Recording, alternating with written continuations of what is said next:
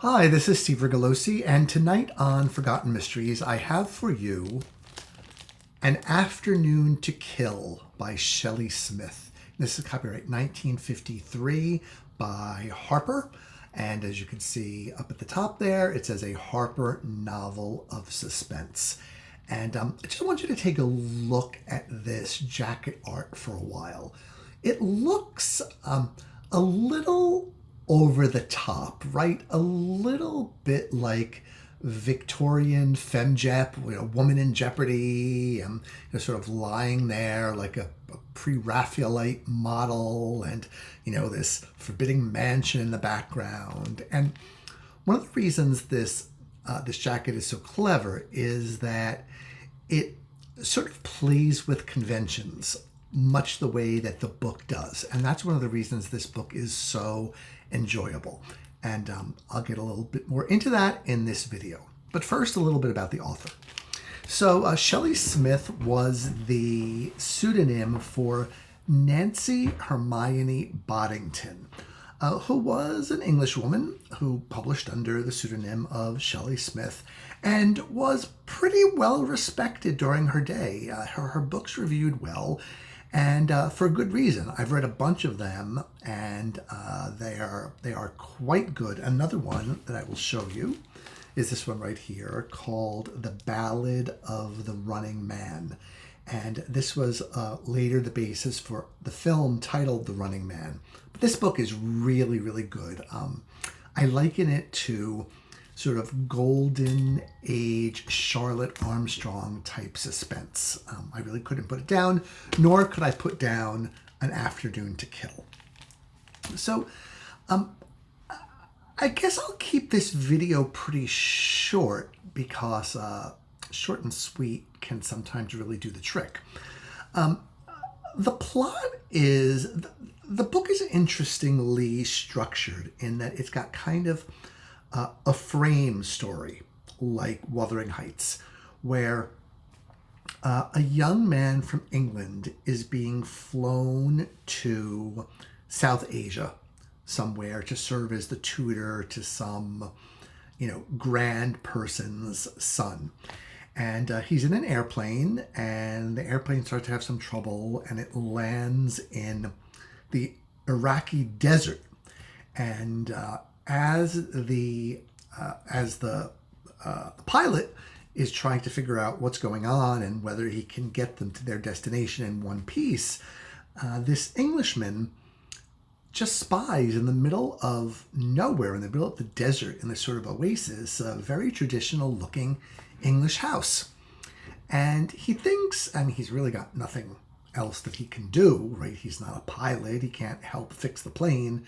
So he just wanders up to the house to kind of figure out what's going on. And so already you're in this space of something dreamlike or odd or unexpected. Houses in the middle of nowhere almost always have an interesting story associated with them. So the young man, who he's really not that gracious or delightful a guest, but he knocks on the door, and the woman who lives there with her servants, she's an older woman, she invites him in, and she says, sit down, let's have a cup of tea while you wait, and if you're interested, I'll tell you the story of how I ended up here. And he says, okay, why not? And she then begins to narrate the story. So interestingly, the story, much of it is told in dialogue, with the woman narrating what happened to her and her family back in England.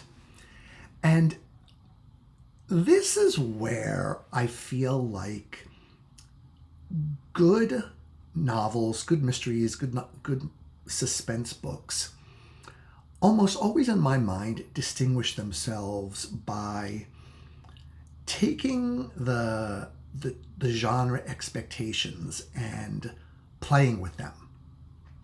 And that is what happens here.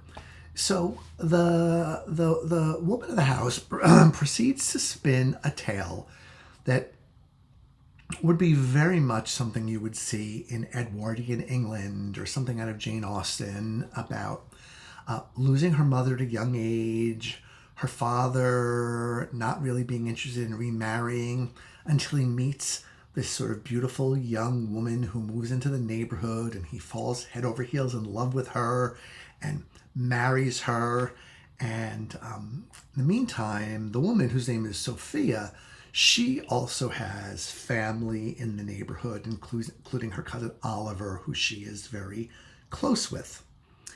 And almost immediately, odd, gothic-y kind of things start happening in the house. Our narrator is wondering throughout whether her father has been duped by this woman, if she is really who she says she is, if her cousin really is her cousin or someone different, and what's going on. Is her father going to survive? How is it all going to play out?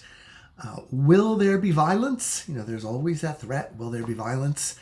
And the story plays itself out. I don't want to, give you any more spoilers. And our narrator, the owner of this house in the desert, explains what happened and who did what, only to have her explanation be questioned or challenged by her male guest, the tutor who's flying over to India or the subcontinent. So while it all sounds, I think, like you would think, oh, this doesn't sound like anything special, Steve. It just sounds like, a million English novels. It really goes several steps beyond that into playing with the conventions of the genre, playing with the conventions of what you would think of as romantic suspense.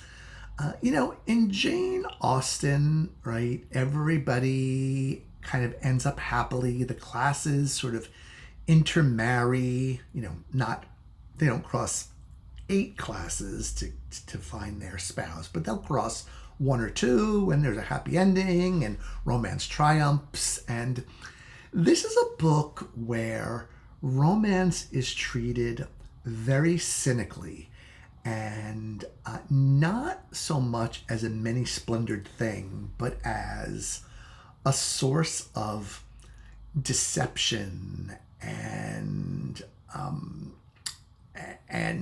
hidden agendas and a confidence game. And so what you find as you're reading this book is that you just can't put it down. The pages just fly by. It is listed as, or described as, a novel of suspense, right? You can see it there, a Harper novel of suspense. And it truly is a novel of suspense because you can't put it down. The narrator is keeping you with her in her story, and she's answering the questions that her guest is asking her. But all the while, you, the reader, are just feeling like something might be a little bit amiss here. Is our narrator reliable or unreliable? How is this all going to play out? And so, for me, one of my favorite conventions, or maybe it's an anti-convention, is that of the unreliable narrator. And it's always so interesting to me when it's not clear that the narrator is unreliable. It's more when you get those little pinpricks of conscience while you're reading, where you think, something doesn't sound right. Is she telling the truth? Is she hiding something? What is she leaving out? Maybe to make herself look better? These kind of narratives I love because they are the way human beings behave, right? We always tell some things about ourselves and don't tell other things. And some of us are an open book and some of us are a closed book. And it just if you think about it, a truly reliable narrator would be almost the exception in reality, although it is really the norm more in fiction. Although ever since Gone Girl, there's been an explosion of unreliable narrators. But that's a different story. But I still love them, and Gone Girl was a great book. Then what the author does, and this is not a spoiler, is she does something in the end to upend the whole book, to give you that one final shocking surprise that really makes you close the book and think, this book was terrific from start to finish. It starts out strong. It introduces interesting characters. It tells a story that's a little serpentine, that you have to kind of understand what's going on. It's building its characters and trying to cement them in your mind so you see who they are and what their motivations are and what they do. It takes you through the end with the conversation between the narrator and the tutor, and then there is this whole conclusion that just when you thought it couldn't get any better, it does. And you close the book and you think, wow, Shelley Smith, you really knew what you were doing. And her prose is terrific. It's sharp. It's clear. It's insightful. There's no fat. There's no excess verbiage. It is, this is a novelist at the height of her craft, doing what she does best, and knowing one of the secrets of suspense is not too many words, not too many scenes that have no relevance. It's just about keeping that train moving along.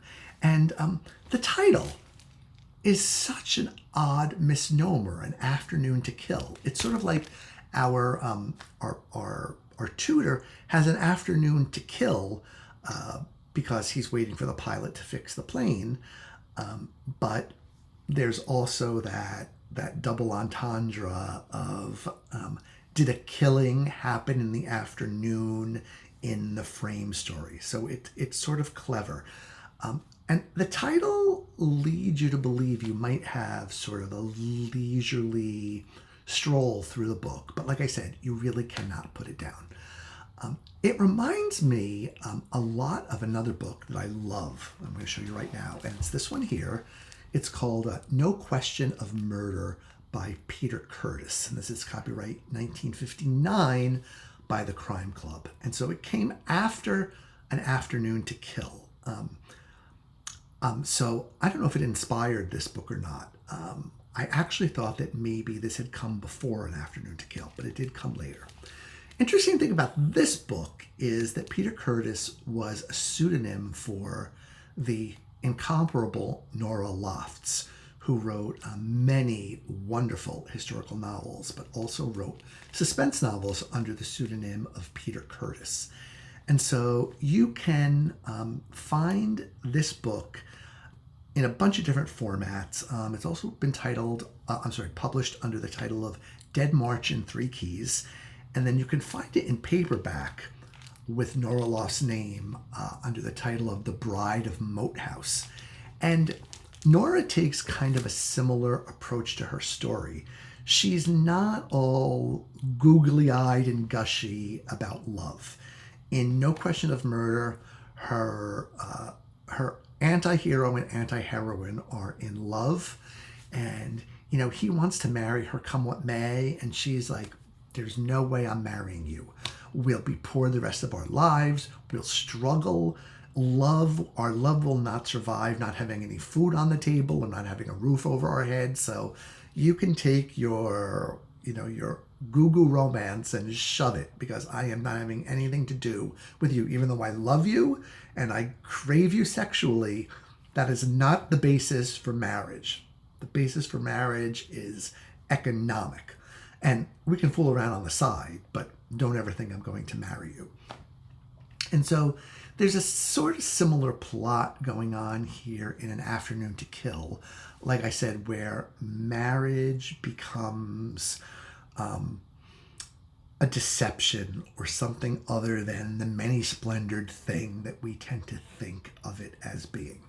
So I recommend Shelley Smith and An Afternoon to Kill very highly. If you wanted to start with The Ballad of the Running Man, this is also terrific. What I would suggest, though, is Shelley also wrote a book called The Man with the Calico Face. And honestly, that's not one of her better books. It's okay, but it's not at the top of her oeuvre like these two books that I'm discussing today. So do start with An Afternoon to Kill or The Ballad of the Running Man. You will run through them. I know that they are available in e-format now. I checked Amazon. So there's nothing to stop you from running out and buying a Shelley Smith book to enjoy. So on that note, I will stop here, and thank you for watching, and be back next time. Okay, thank you and good night.